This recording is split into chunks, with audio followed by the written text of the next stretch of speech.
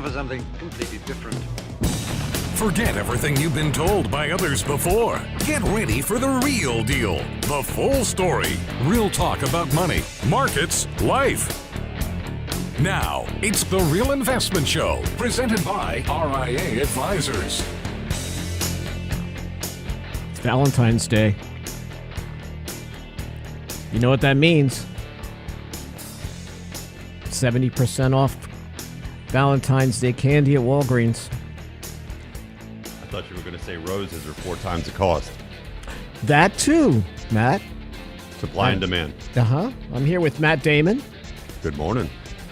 And we're happy to be with you today. The chat is up and running. And looks like Ed is taking a break. Ed Gein is taking a break from his normal activities to join us. Red is his favorite color. Buckets of it. Buckets of red. And when he gives you a heart for Valentine's Day, it's a heart. Still beating and all. Lots of other parts attached to it. Authenticity is important. What did the man say to his banker on February 14th? You've caught my interest. Oh, Lord. Well, speaking of interest, it's been an exciting inflation day yesterday. Obviously, sorry, I'm full of these jokes today. So, Matt, we saw inflation numbers. Headline inflation rose slightly.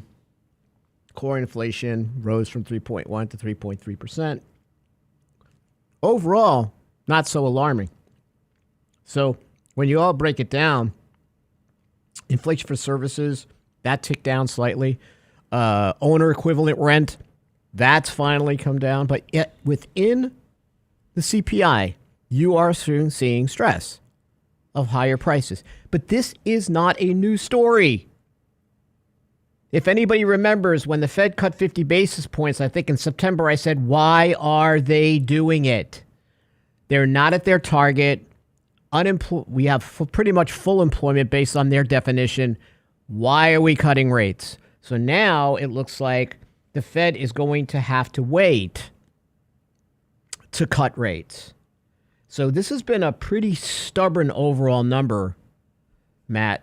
In January, too, you do tend to see a spike because that's when companies are setting prices and so forth. So I expect revisions lower and us to moderate. So the thing is, we have been at this stubborn level of core inflation, sticky price inflation for a while above the Fed target. So, I don't know. I just think that it's going to take a while to do this. And this has been my story since the beginning of last year. I don't see a reason for the Fed to cut. And I don't think the inflation rate of change is that bad. But why are inflation expectations up? Because I said this also on the show toward last year and earlier. Well, I think even in January. Whoever got elected as president and people that are distressed by inflation, what they expected to see by now is when they walk into a grocery store, the loaf of bread that was $5 before the pandemic and is now $7 has been backed, or price has been turned back to $5. In other words, they were looking for price reductions on price levels. And frankly, it takes a lot to get there, doesn't it? As far as existing prices coming down. I have no idea what president or administration is going to be able to take those prices lower. Price level change going forward, which is what the markets focus on, fine. But what people focus on is, I'm still paying more for everything. What's going on? And I think that's much more of a stubborn number for anybody to try to slay. What do you think? Yeah, I mean, I think that's a hard thing to tackle because it's multifaceted. I mean, you're dealing with corporate profits, you're dealing with margins, you're dealing with inputs, you're dealing with supply chains. I mean, it's not as simple as prices go down. Right. And the inflation number is, as you're talking about, is really forward-looking, right? It's how much is the delta, but a reduction going down, prices going down is a completely different animal. And there's also dangers to to the economy that come with that, right? We've got stagflation. We've got other issues that can potentially happen. I mean, look at what happened in Japan. Absolutely. I mean, they've had, basically a flat 10, 15 years where prices keep going up, but rates are nominal. I mean, rates are basically zero or negative. I've replaced real eggs with Cadbury eggs.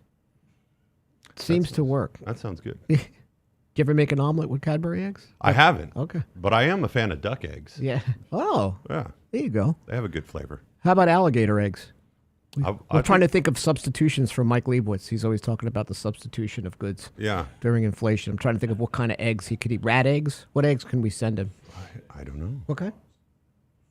Frogs' eggs. Okay. Yeah. Okay. Frogs' eggs headed your way, Mike Leibowitz.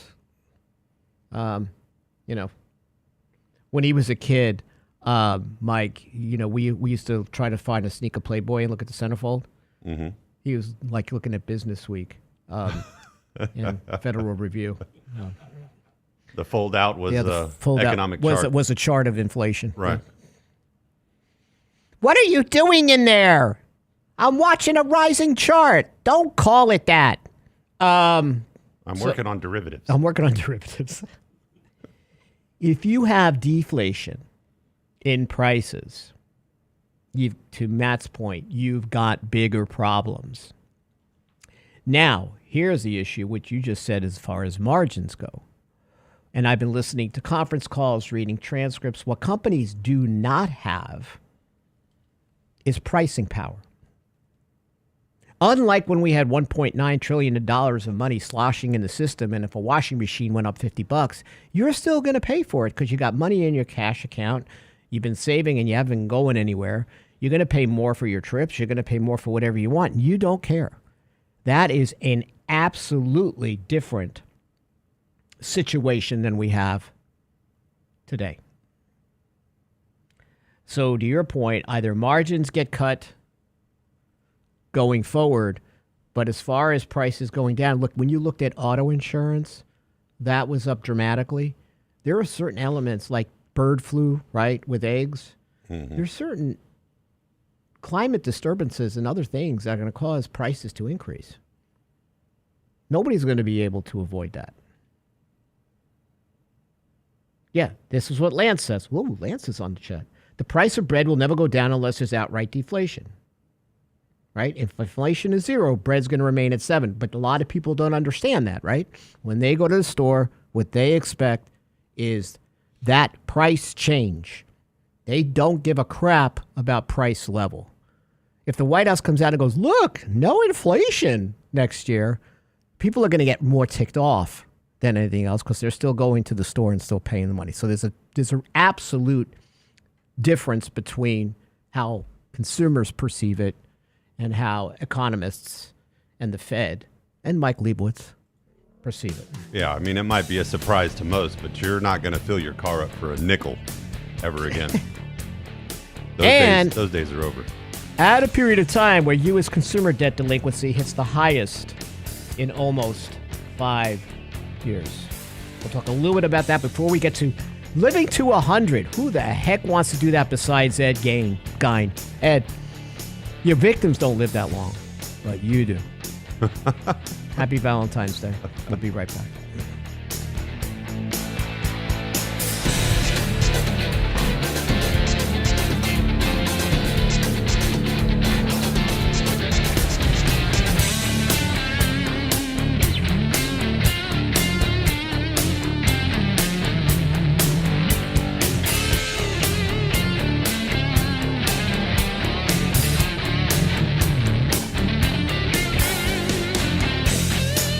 Get daily investment news you can use, delivered at the speed of the internet at realinvestmentadvice.com. The Social Security Fairness Act dropped elements that reduced Social Security payments, retroactive to last year. What are you going to do with all that extra income? Our next Candid Coffee offers savvy Social Security planning if you were dinged by windfall and pension offsets. Saturday, March 29th. Richard Rosso and Danny Ratliff answer your question about Social Security benefits and what the removal of WE GP and GPO means for your retirement. Candid Coffee with Ratliff and Rosso. Register today at realinvestmentadvice.com. RIA Advisors Research is the envy of the industry. Our economic insights are featured on advisorperspectives.com, Fox Business, and MarketWatch. RIA provides advisors with marketing and back office support, objective research, and holistic, cutting-edge financial planning tools to meet your clients' needs. Want to join a winning team and be part of a fiduciary culture where you can do your best work? Then why haven't you contacted us yet? Go to our confidential advisor hub at realinvestmentadvice.com. RIA Advisors. Big enough where it matters, agile enough when it counts. The Real Investment Show. Will you be turning 65 in 2025? Happy birthday! But there's a Medicare special enrollment period in your future. Understanding Medicare choices, enrollment deadlines, and costs are essential to your overall standard of living in retirement. The wrong choices can cost you thousands in penalties. Make sense of Medicare's alphabet soup with RIA Advisors, online resources, and one-on-one partners to help secure the healthcare insurance choice that is right for your lifestyle and budget and avoid those gaps in coverage. Click on the insurance tab at realinvestmentadvice.com today. realinvestmentadvice.com. And now, another page from the Real Investment Advisors Investing Manifesto. Manage risk and volatility rather than trying to manage gains. You don't have to be right all the time. Long-term investing success is a 70% gain. Let us help you reach your financial goals with RIA Advisors. Neither bull nor bear. RIA Advisors, 281-501-1791 or online at realinvestmentadvice.com. You're listening to The Real Investment Show.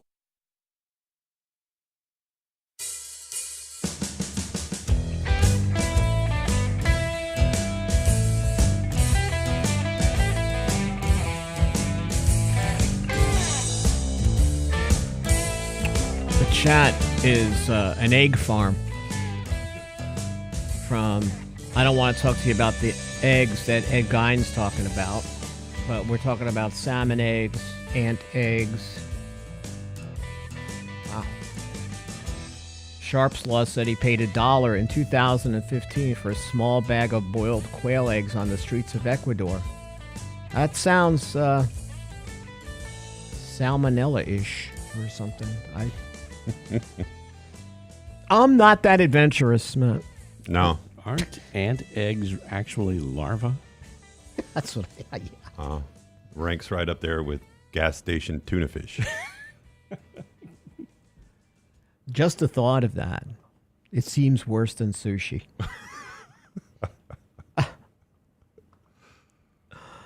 So the Federal Reserve of New York, Federal Reserve Bank, does a great consumer report, and it's looking at 36% of debt was in delinquency in the fourth quarter. But you have, again, struggling financially. This report, Americans are elevated interest rates, right? Inflation's higher. Auto loans, in particular, a source of strain overall with higher car prices. Serious delinquencies have actually increased. Not that badly, but they have increased. So the point I'm trying to make is that when you look at credit card balances overall, and Lance and Mike talk about this, Lance especially, fastest increase as far as credit card balances registered, the fastest increase in the fourth quarter, rising 3.9%. The issue I'm trying to make is there is going to be substitution, and people don't have the money. So this is where companies may not have the ability to increase prices the way they did before, right? As we saw a spike in prices right after the pandemic, and then they started to level off. So it's going to be real interesting, this battle of reciprocal tariffs. What does that mean? Substitution of goods. What does that mean? And overall, when you look inside the each element of the inflation reports that came out, you know, it's almost like a slow dragging on disinflation that's taking a lot longer. Yeah. So we'll see what happens versus what the Fed is going to do. But I think overall, I will say the market has handled it very well. Yeah. Weaker in the morning, a little bit stronger at the end of the day, which is what you want to see. So there has been a resilience to the S&P and the market. And what I like about this year, Matt, versus last year, the Magnificent Seven aren't as magnificent.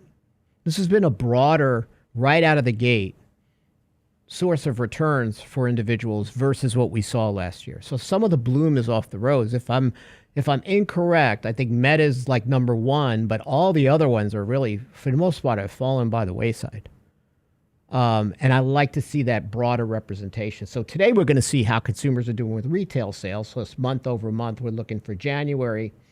So that is going to be a watch for sure. So when we do financial plans, in our documents, we're working on a new template for our advisors because the WEP and the GPO are gone, which were ways to calculate benefits if you had, say, a pension, say you were a municipal worker or a teacher. So we need to take that out of our template, but we have a link in our template called livingto100.com. And livingto100.com is just to give people an estimate based on their lifestyle. How long can you live? A lot of times people fall to genetics. Well, my mom and dad lived until their 50s, so I'm not going to live very long. And that may not be true, depending upon your lifestyle, because it's not just your genes. Most of it is what you do with the genes you got. Like Jordache genes. Can you still fit into your Jordache genes, Brent? I'm thinking Brent never had Jordache genes. In New York, we had Jordache genes, and the tighter they were, the better. So you were like, your voice went up like, this is before jeans. This is after. Because they were so tight. Although, John Travolta and Urban Cowboy, those were some tats jeans. Deborah Winger, you remember her? Mm-hmm. Mm-hmm. Brent's thinking about I don't know what's going on in his head on Valentine's Day. He's wearing his red today. And today is Brent Clanton's birthday. The cat's out of the bag. Cat's out of the bag. That was talked about on the on 700 KSCV yesterday for like an hour, that it was Brent's birthday. More reasons to celebrate. Yeah. Well, you know what radio would sound like if there were no Brent Clanton? You remember the It's a Wonderful Life? It would be this. Sort of like 700 at 2 a.m. It's sorry, I didn't mean that. I'm sorry. I love you all. Pass the salt, please. There'd be no radio people. He started Lance. He started me. He started Michael Garfield. I mean, there's a whole list of people who he has started. So happy birthday, Brent. Do you care to share the number, or are you modest about that? 10. Really? Okay. 10. So tomorrow I'm on borrowed time. I have a feeling, because Brent does have longevity for the most part to his family. He's going to be living to 100. Well, not if he keeps eating those Girl Scout cookies that I brought in. You keep bringing them in. I brought them in for you. So, how you live in retirement. If I'm going to live to be 100 and be ill, we'll live to be 100. And someone had mentioned to me, die active or die young, where I just get this fatal illness and I'm gone, as opposed to something lingering. It's a good point. So we do this. We provide this 40 question exam called Living to 100 that prospective clients take, and it gives us an idea on how to plan. No, we have no idea when you're going to die, even though some people believe they do. But why are we planning you to 100 and making your life miserable if your lifestyle is pretty bad and you're probably not going to do that?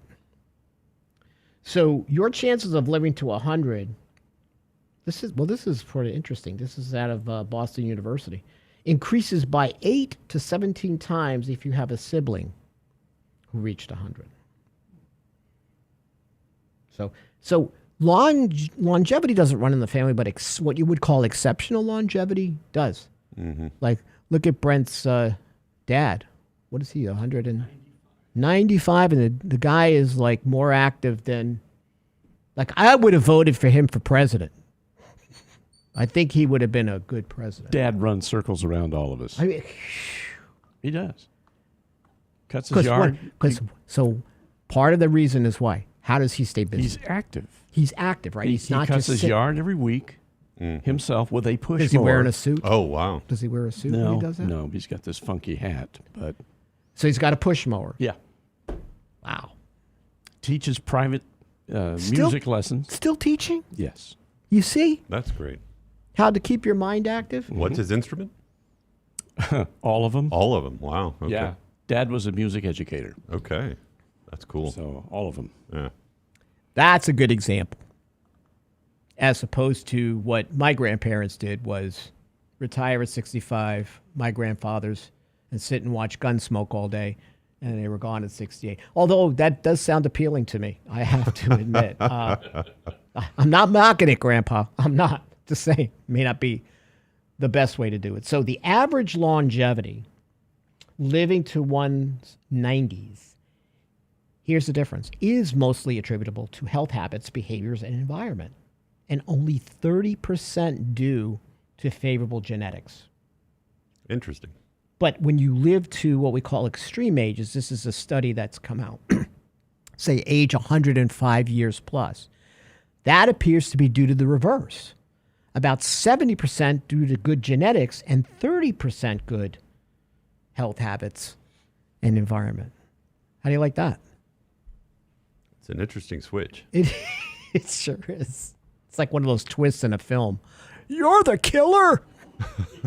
Ed, you're so sweet to me, Ed Gein. You are the mass killer. You even bought me that rose for my birthday. So how does this fit into your life cycle for financial planning? Oh, yeah, Jack LaLanne. Remember Jack LaLanne? Yes. And Maranta's bringing up Jack LaLanne. So Jack LaLanne, when I was a kid, the guy was like, he looked like Hercules. And it was in black and white. I don't know if these were reruns, I think. But I think, he would have a chair and work out with that chair and exhaust me as a kid. But he was one of, I think, no, he doesn't get enough credit, but he was really one of the first advocates for good health and physical fitness. Didn't he drag a boat? Didn't he do some crazy stuff with, yeah. So he would be in this jumpsuit, one-piece jumpsuit, and do all these exercises. Russell will be doing this show at age 95. How dare you? How dare you? So I'm saying that you've got to plan accordingly because longevity risk, and it says in this study, it's even worse for women who outlive men. And we're going to continue this. So what's the strategy? You get a living to 100 back. We get some back that are saying you're going to live to 98, 99 years old. Well, what if your money's not going to live as long as you do? That could be a problem. We're going to talk about that when we get back.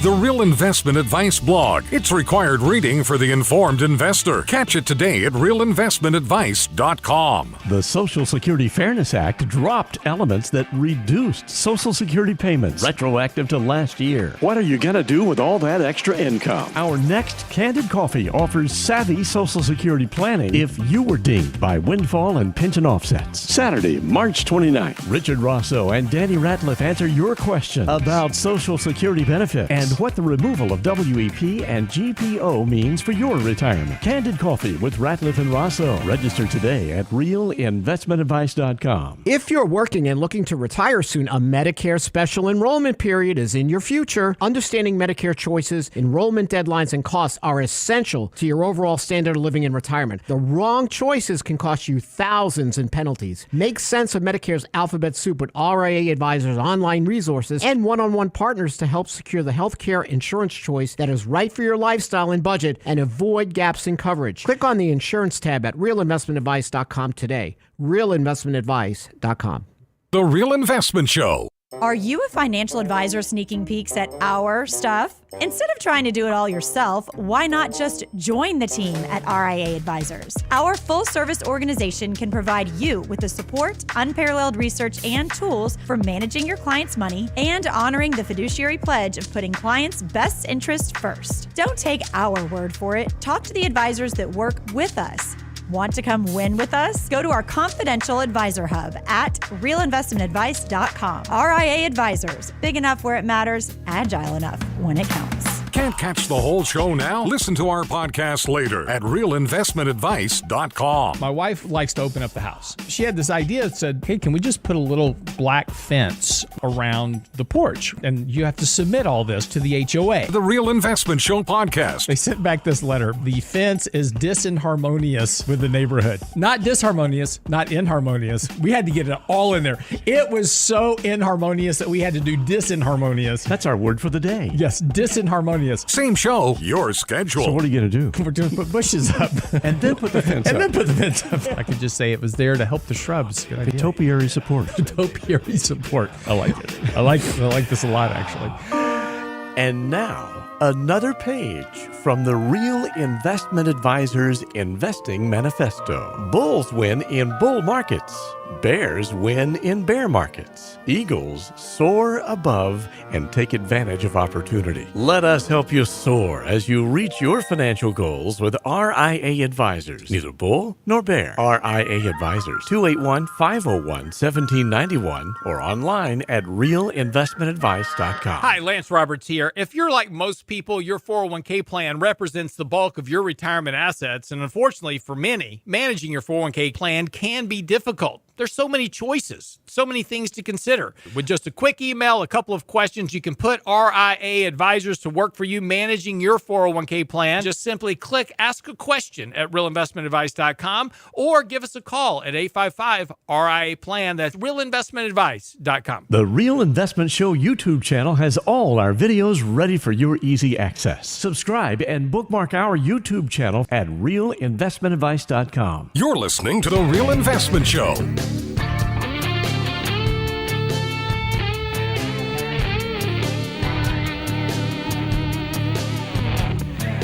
The funniest part about Jack LaLanne is I believe he was on in the mornings.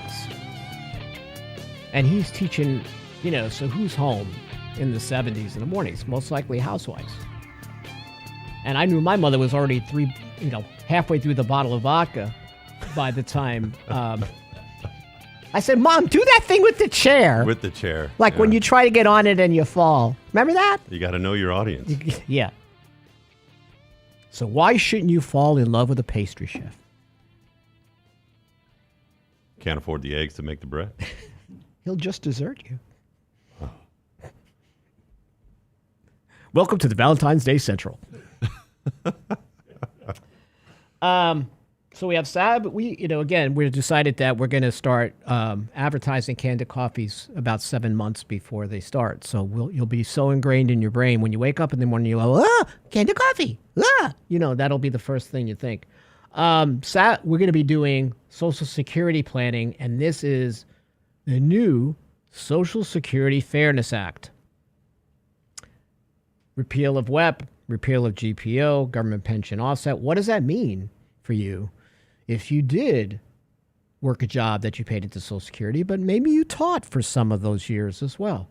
So you want to understand Social Security spousal and survivor benefits, rethinking retirement with a Social Security income boost.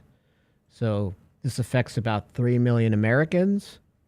They're also expecting checks. Where are my checks? Don't hold your breath. Russo. Everybody used to call me Russo instead of Rosso, but I'm not going to be the activities director in a retirement home. I'm going to be the guy with the moat outside the front door. Leave me alone. Stay out of my room. So this living to 100 conundrum, Matt, when you think about it, if you do have to plan somebody that does or will live to their mid to late 90s, you have to think about the longevity risk for those individuals, right? Sure. In the planning process. Right. Well, I mean, don't forget when we're talking about averages or anything like this. I mean, even mortality tables. You know, if according to the mortality tables, you're going to live to 95. Well, half of the people live past that and half die before. That's right. So 95 is just an average for whatever averages are worth. And the worst thing you want to do is be told by your advisor when you're 96. I hope you like cat food because. Yeah, you don't want to have that right? No. And most likely you're going to need some form of skilled custodial care. Sure. That's going to increase your overall stress on your plan. So that has to be planned for as you move through stages as you age, right? So you go through this active retirement stage, and then you go through this period where, you're just sort of in the groove. But then you start hitting 80, and then you start breaking down. But you don't want to move. You want to stay at home, right? So for some clients, we have built in, it's amazing. I have some clients that are in their 50s, but they're already thinking about, I probably will do renovations. I would like to age in place, but we're thinking about renovations to the bathroom, grab bars, widening entrances in case anybody needs a wheelchair. So they're not going to do it this year. They got it in their plan for 10 years from now. But these are the kinds of things you do need to add to your plan and then look at, can you self-insure for long-term care? And if not, but most important is your lifeblood. Does it dry up? And that's cash flow. Mm-hmm. That's why, first of all, what's very important, sorry, Rob, making me, Elon's robots will take care of me. Hey, listen, Karen in our shop's got a self-driving car. She called me from it yesterday. What? Yeah, it drives her all over town because she can't drive at night and she doesn't drive very well and she doesn't like driving. So this thing drives her around. She says there's like a cruise mode, there's like this mellow mode, and then there's the aggressive mode. And then there's the Karen mode. Does it have a loop 610 I said, does it mode? talk to you like Elon? What does it say to you? Does it have Elon's voice? What is it? You should write a screenplay, Driving Miss Karen. Yeah, about a woman who's locked in the car and it's going to take her to her doom and she can't get out. There you go. Aggressive mode sounds interesting, though. I mean, everybody's supposed to be taught to drive defensively, but I mean, somebody's got to carry the ball. It's aggressive where you're not going to stay in the same lane. Okay. That's why I think the word is a little bit too aggressive for aggressive in their terms. Yeah. It means that I'm actually going to lane change. Oh, okay. With the signal or without? Oh, no, that thing's going to hit the signal. No, you don't want to use your turn signal. It's giving your position away to the enemy. What you're about to do. That's right. Yeah, maybe what Elon should do is, depending upon the city you're in, but I'm in Houston. And then you drive Dallas like everybody setting. else in Houston. Oh, yeah. We need a Dallas setting for Houston drivers. I'm just waiting for him to employ all the deterrents and things that the Green Hornet had. Oil slick out the back or... That was the coolest car ever on the Green Hornet. Mm-hmm. Lincoln Continental, black, triple black. Yep. Bulletproof. Oil slick. I had that feature. You did? Oil slick. In case anybody knows, that was Brent's handle for CB radio. Oil slick. Oil slick. Catching oil slick on the flip-flop. So one thing you have to do, if we find people that have longevity, is first we run the analysis and say, well, first of all, you got to get an idea of what kind of lifestyle you're looking to live. Most likely you're going to be looking to live an active lifestyle like Brent's dad. Then I got to figure out, well, how much money do I have to live Well, how do I cover my longevity risk? Yeah, can stocks and bonds do that? Sure. But I also must make good pension and or Social Security decisions, don't I, Matt? Absolutely. So it's not about taking it early. It's about waiting to take it because I want more cash flow just in case I do run out of my variable asset portfolio. Well, and also impact to surviving spouse potentially as well. Absolutely. Right. You also have to keep in mind that you might need some form of, depending upon what your fixed versus your variable expenses are and how those might continue to grow in, say, a healthcare facility, you might want an addition to that Social Security guaranteed income and create your own pension that at least you know if you were ever in a facility, you've got assets that cannot run out. So there are ways to plan for longevity risk that some people may not worry about or need to plan for. There are some older clients that will age in place no matter what, and they'll have home equity conversion mortgages. They don't want to sell their home. They don't want to downsize. They might do that. The key is that plan is personal to you. There's no wrong or right answer. But we must help you plan for that process. So when people talk about especially Social Security, and even in Social Security analysis, they have a break-even analysis. And I think that's terrible because it's not about getting all your money out.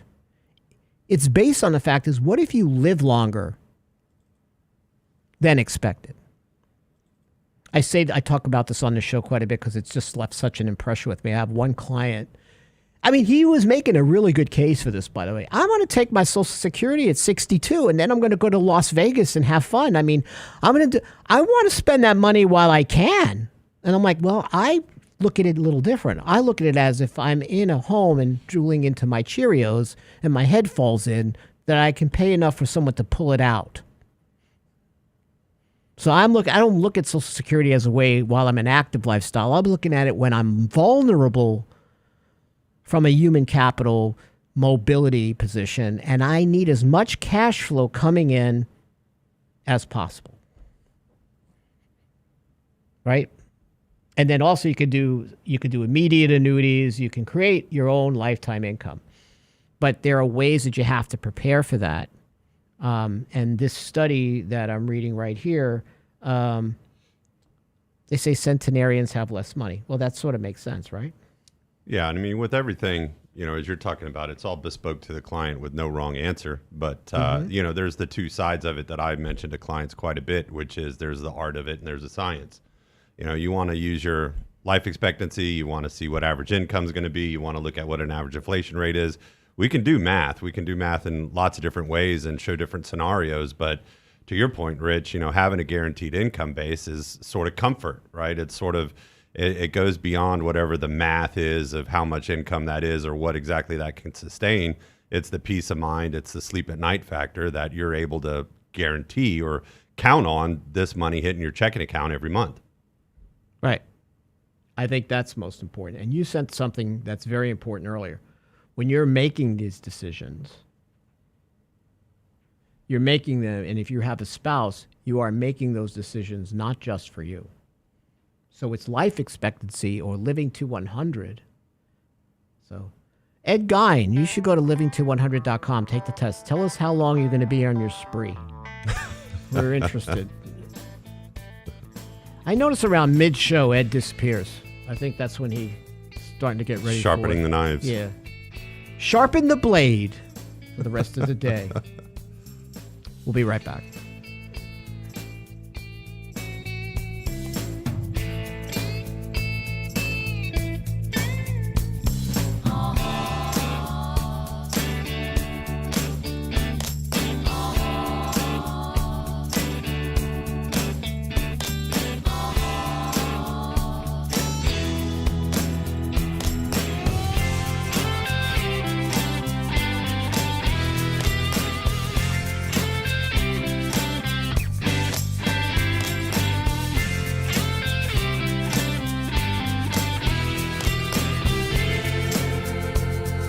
Get daily investment news you can use, delivered at the speed of the internet at realinvestmentadvice.com. The Social Security Fairness Act dropped elements that reduced Social Security payments, retroactive to last year. What are you going to do with all that extra income? Our next Candid Coffee offers savvy Social Security planning if you were dinged by windfall and pension offsets. Saturday, March 29th, Richard Rosso and Danny Ratliff answer your questions about Social Security benefits and what the removal of WEP and GPO means for your retirement. Candid Coffee with Ratliff and Rosso. Register today at realinvestmentadvice.com. RIA Advisors Research is the envy of the industry. Our economic insights are featured on advisorperspectives.com, Fox Business, and MarketWatch. RIA provides advisors with marketing and back office support, objective research, and holistic, cutting-edge financial planning tools to meet your clients' needs. Want to join a winning team and be part of a fiduciary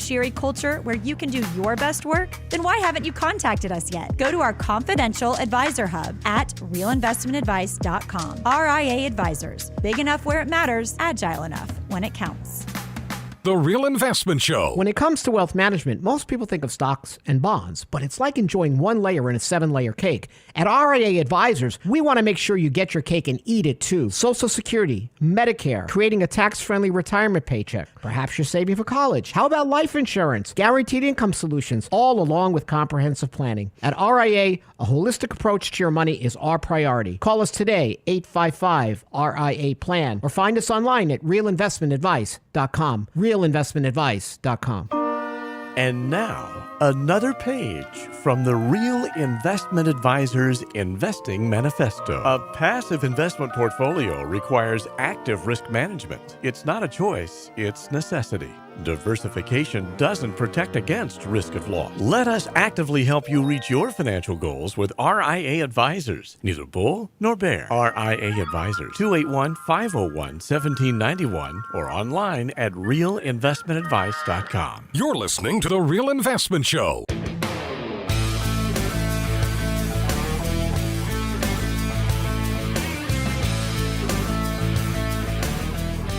And we're back.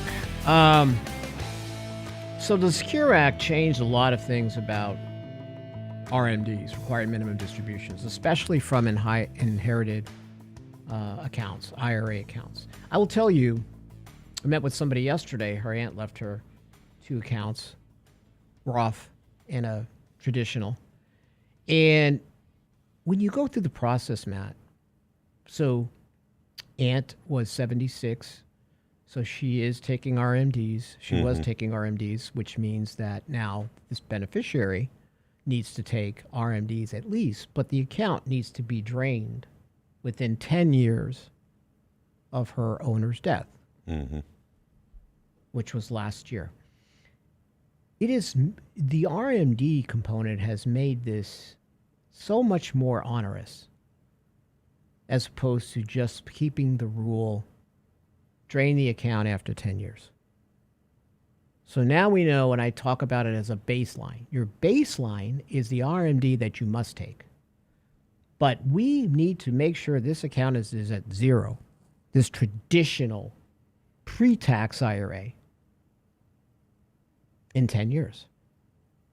What's great is then yesterday I not finally realized, but it really hits me in the face when I deal with people about this, how significant Roth money is when it's inherited from a non-spouse, right? I don't have to take that money out I could just wait even for my 10th year. It's completely tax-free. So I am getting appreciation, and I should leave that account alone as long as I possibly can. Right.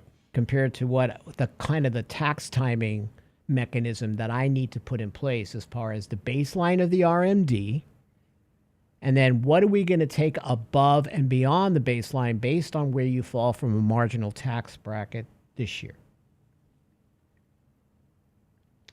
So another complication you have is trusts and estates.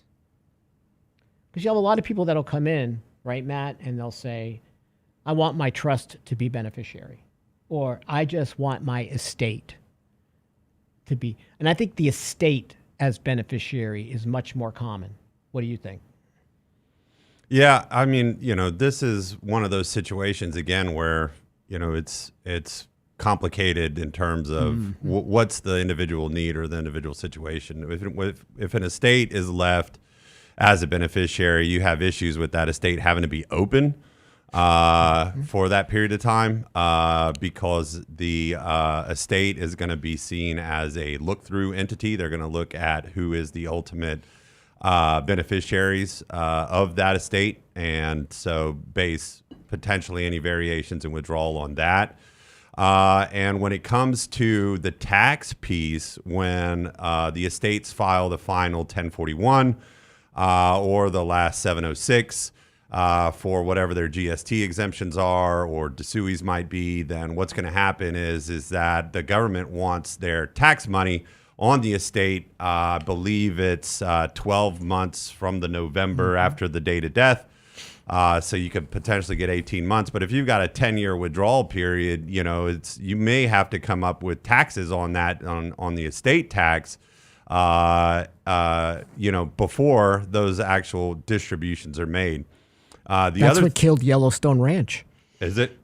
Yeah, because when John Dutton died, they're like, uh-oh, inheritance taxes on this ranch, and we don't has no cash. Oh, right.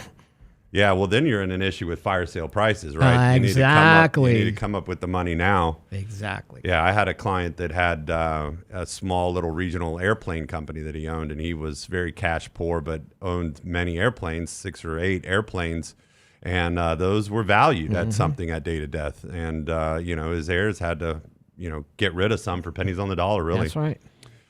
But the issue also with with leaving money in a trust or what have you, a lot of times the estate will have in the will, there will be what's called the testamentary trust that comes into effect after the person passes away.